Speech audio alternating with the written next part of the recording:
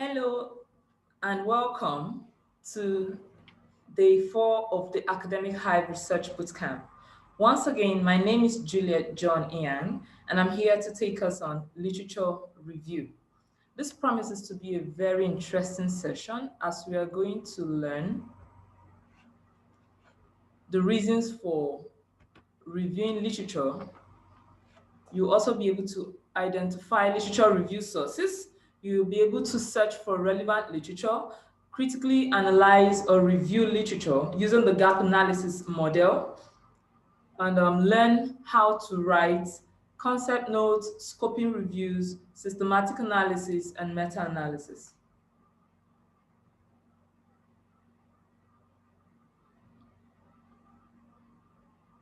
So why review existing literature? Recall that by undergoing research or by undertaking a research project, you're trying not to reinvent the wheel.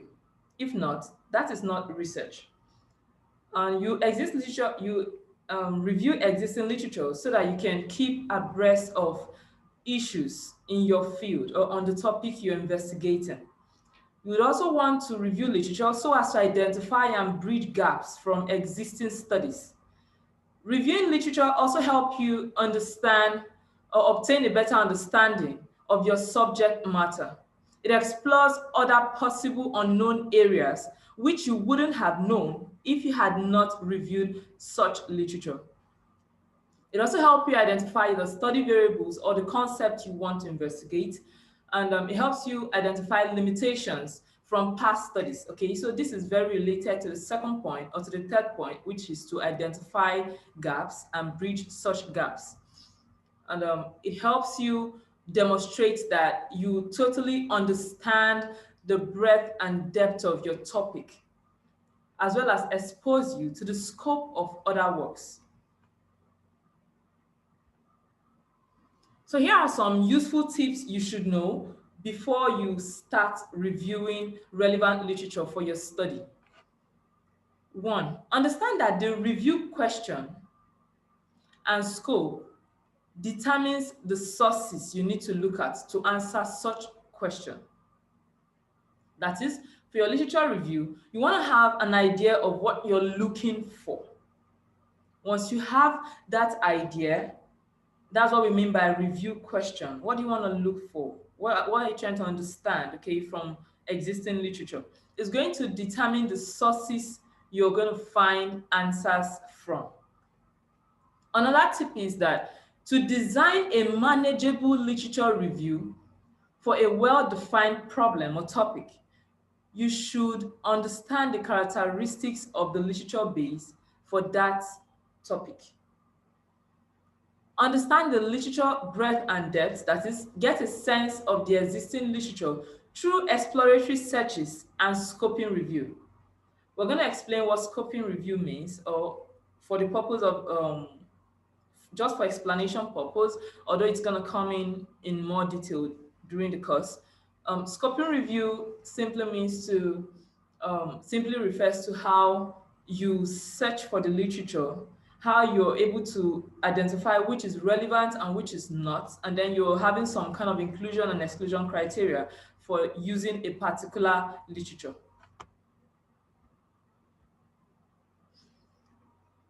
Here are some sources of common knowledge. That is where you can easily find literature. So if you're looking at a broad overview of your subject matter, then you can consult Wikipedia. So Wikipedia does give you an overview, what that thing is about, types of it, just gives you generally some kind of overview of the subject matter you're looking out for. So a mistake you should try not to make is to cite Wikipedia. So Wikipedia just houses this information, but they are not the original owners of such information. You will notice that on Wikipedia, you will see some numbers attributed to certain statements that are made or certain facts or figures that are put up in Wikipedia. Once you click on that the figure, which is usually written as a superscript, as a subscript rather, once you click on that figure, it will take you to the original source, which is usually in the reference list down below. That is the source you should try to cite, not to cite Wikipedia. It's not good research practice to cite Wikipedia. How about if you're interested in getting popular or updated articles on your subject matter? Then Google Scholar can be a place to start from. The beautiful part of Google Scholar is that it helps you see the number of people who have cited a particular study. So you can know whether that study is very popular among researchers or not. You can also use Mendeley like we explained in previous lecture. To get a feel of the research field, okay, let's say you have a topic or a concept you want to investigate, and then you just want to feel what it's like, okay? You want to see the different topics surrounding that subject. Then you'd want to skim recently published textbook. So textbooks are more detailed. They are more detailed than journal articles, okay? They cover a wider range of issues around a particular field. So let's say if you're looking at taking a study in maybe something on public health, let's say something on, I don't know right now. Okay, let's say something on cancer, and you want to just see what the issues about cancer is, what people are saying about what cancer is, types of cancer, causes of cancer, things like that. So it would be good to get published textbook, preferably recently published textbook, so you can just get an understanding of your field. So although this is not part of the actual literature review, it's good to undertake a scoping review. The scoping review process is going to help you to understand the breadth of the topic and the various aspects that researchers have focused on. So like I said earlier, scoping review is simply how do you communicate the search process. So you communicate the way you searched for the literature and the way you selected certain literature in a way that someone else who is reading your search process can replicate it and have similar results. So how do you go about searching for relevant literature? Here are some do's and don'ts. Some of the do's, some things you should do. Use relevant scholarly websites and reference manager, such as Mendeley, academia.edu, Google Scholar, and what have you. Are you using a search engine? Then here's what you can do. Identify keywords from your problem or from the topic you want to investigate. So identify the keywords, and then either you use inverted comma, you put it in a search engine, use inverted comma, and then add PDF at the end of it. Or you can even put the topic the way it is and add PDF at the end. So it's going to bring out relevant journal articles too. Well, they may not be relevant because some of these, the risk in doing a random search engine process is that there's a risk of just having any kind of manuscript, but it's very likely going to be a journal article, but there's a high risk of having some random predatory articles or manuscripts such. Yeah. So it's best to use scholarly websites or reference managers. But that does not mean that if you have a search engine, you cannot just start from somewhere. You can start from somewhere, okay? Put in the keywords, add PDF at the end of it, and you're good to go. You'll see a drop down of several journal articles you can download for your work. Now focus on the keywords. When you're searching for relevant literature, you've put it out there. Some recommendations have emerged. What you need to do is look at the keywords, look at the topic, okay? You don't necessarily need to open up each of the work at first. Look at the title, look at a brief description of what it says, okay? And then If it's necessary, you can now open, if you feel that that work is necessary, you can now open the entire work to read what it's about. But if you want to just open each work that you see from the reference manager, then it means you really have a lot of time to spend, okay, trying to review literature. So first of all, just do a scoping review. How do you search for the literature? What are those keywords that you were looking out for in the title for you to know that, oh, this is relevant and this is not relevant? And then for the relevant one, you then try to read the abstract. And if possible, if you find the abstract interesting, you can now go further to open the entire work and have a more detailed look at it. Remember to document your search process if you're working on a systematic review or a meta-analysis. It's very important that you document your search process from the onset.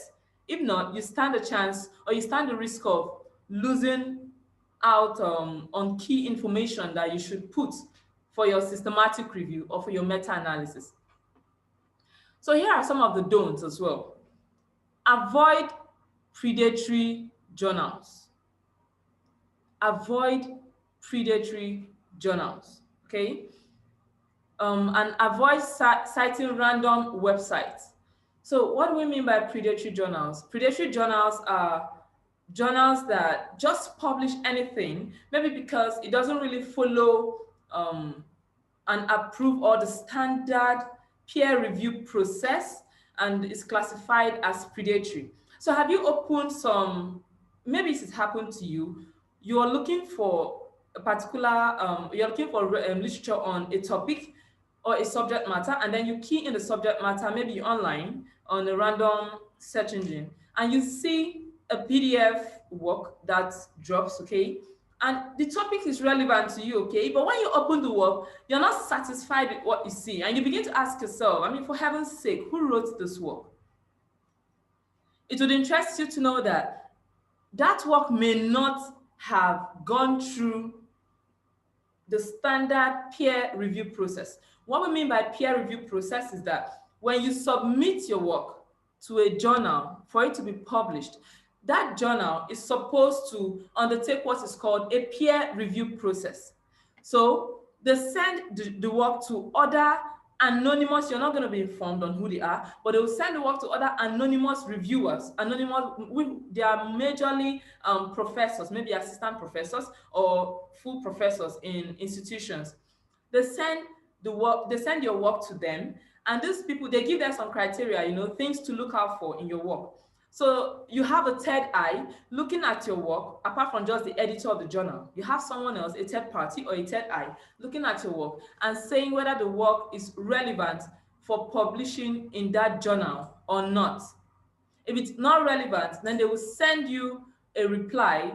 At least most responsible, reputable journal will send you a feedback on why your work is rejected or why it's accepted, okay? They'll give you a feedback. Sometimes the peer review process takes a lot of time, so I won't like to deviate into that, okay, because we have that for the last day of this bootcamp where we'll talk about publishing your research. So we'll explain the peer review process in more detail.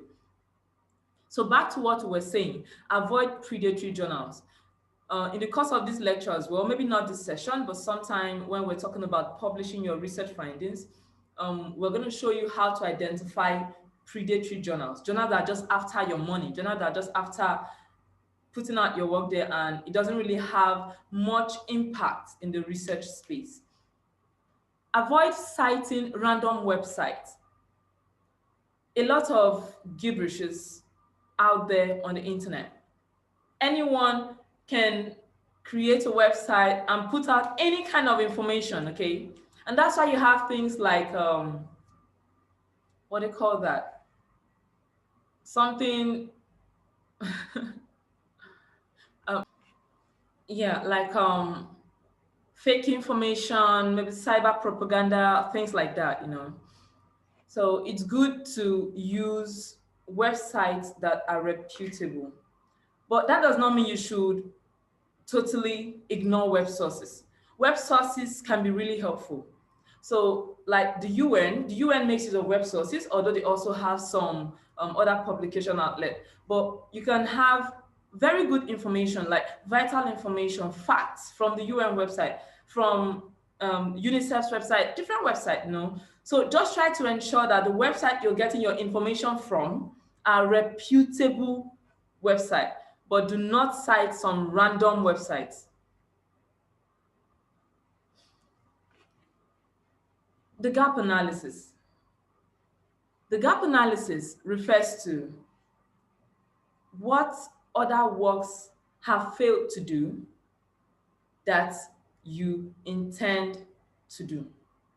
So you have obtained relevant literature, you've gone through the literature, and then you've been able to identify the gaps such that you now can see what they have failed to do that your research wants to do. That is a gap analysis. Why do we do gap analysis? It helps us identify the problem statements. From the gap analysis, we are able to select workable concepts or variables to review. We're able to design research questions correctly or appropriately. And then if you intend to test hypotheses or to advance certain theories or to verify some theories, okay, the gap analysis can help you come up with hypotheses you should test. It also helps you choose appropriate methodology for your research, as well as identify relevant theories that you can adopt for your research. Finally, it helps you pinpoint or identify your proposed contribution to knowledge. So you've not even started like the actual research, okay? If it's a field work, you've not really gone to the field. If it's a clinical trial, you've not really done the trial, your own trial, okay? But because you have reviewed the works of others, you already begin to see what your possible contribution to knowledge will be. That's going to help you write your research with interest. You'll be very interested in writing, like you're going to have that interest, that sustained interest while you're writing your research if you start with a gap analysis.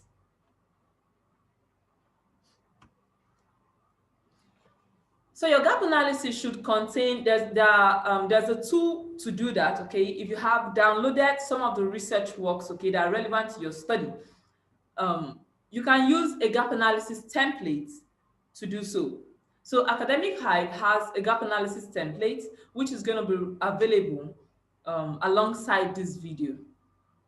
The gap analysis template should contain the author or the authors, if there are more than one, the year of publication, the location, that's country or region, and then the concepts or the variables that have been studied by other researchers, the methodology they adopted, the theoretical framework that was being used to explain their study, the key results that emerged from their study, and then key recommendations. So what we mean by key recommendations does not mean, we don't necessarily mean policy recommendations, okay? It can be recommendation for future studies. Just any recommendation that you can see that you can build on for your own study. Then it will be helpful for you to include it in the key recommendation, as well as the gap you have identified. So once you've done from the first step, which is the author, you've been able to identify all these aspects or these components down to key recommendation, it's going to help you know the gap for each of the study. So there will be a practical demonstration to this, as you see. So what are some of the gaps you can identify from doing a gap analysis? You can identify some practical gaps, you can identify theoretical gaps, and empirical gaps. So while trying to identify these gaps, here are some key questions you should note. What concepts or variables should be worked on, or why? So you've identified the gap, you've tried to look at the concept that a particular researcher or some researchers have worked on. And then it begins to, you start asking your questions like, what are the concepts I should work on? Why should I work on it? Should I work on it because this concept were hardly touched? Or should I work on it because this concept has been identified as very important by other researchers? is there a likely pattern you have observed among the existing studies? So in the gap analysis template, you have not just one study, you have more than one study in the template already.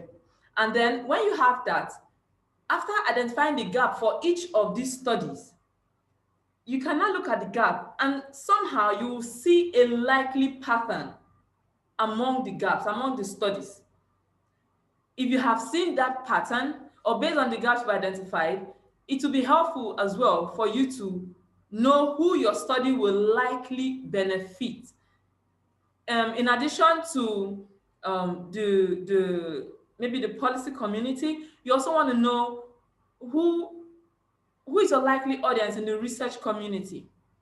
Is it researchers in your field? Is it practitioners in your field? Who will your work benefit? Like if you try to identify or if you try to address these gaps, is it gonna benefit some group of people? You'd want to answer those questions. You want to note those questions as well while you're looking at identifying the gap. And then finally, what is going to be unique about your study? So study A, B, C, D, and E have done this, that, and they didn't do this and this and this. If you decide to do this and this and this, is it going to make your study unique? It will be helpful for you to project that while you are reporting the gap you have identified.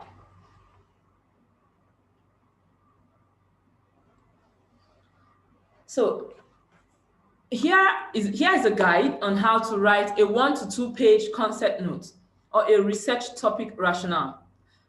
After reviewing the literature and identifying the gap, you'd want to report this gap and say that because of this existing gap, you have decided to follow or you've decided to undertake this research topic, or this is the reason for your research based on the gap you have identified. So at this stage, it's very okay for you to now come up with the final research topic. At first, remember you had a working research topic based on just the problem you identified. Okay, you just came up with a working topic. Now, you have now looked at the gaps that are existing in existing literature. It now helps you manage the topic. It helps you pinpoint what exactly you want to work on. Now you have a final research topic. So when deciding on the final research topic, here are the 5 steps you should follow. You have your gap analysis already in your template, okay? Step 1, explain the extent to which there are existing studies on your subject matter. Then provide a brief empirical review. We'll show you what we mean by brief empirical review or mention, okay, or empirical mention. So what we mean by brief empirical review does not mean that you will start telling us author A carried out the study in this country, and in this country he did this, he did that, he decided to use a number of people, and while using a number of people, he used this data analysis tool to analyze the result of his finding, and the findings showed that, yeah. Does this sound familiar? Yes. So you end up having, so let's say you want to review 10 works, which should be the minimum you should review for any research work.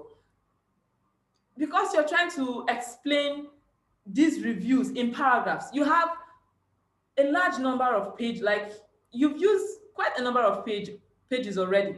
So imagine if you were submitting it to a journal that has limited page numbers, and then you have a lot of reviews that are really relevant to your work, and you end up explaining or describing this literature in such magnitude, okay, like you're already giving us the abstract of the literature, then you would have exhausted the page numbers that were available to you. So what should you do? Provide a brief empirical review, very briefly. I mean, you've already given us an idea of what the gap looked like or what this literature has done already in your gap analysis template.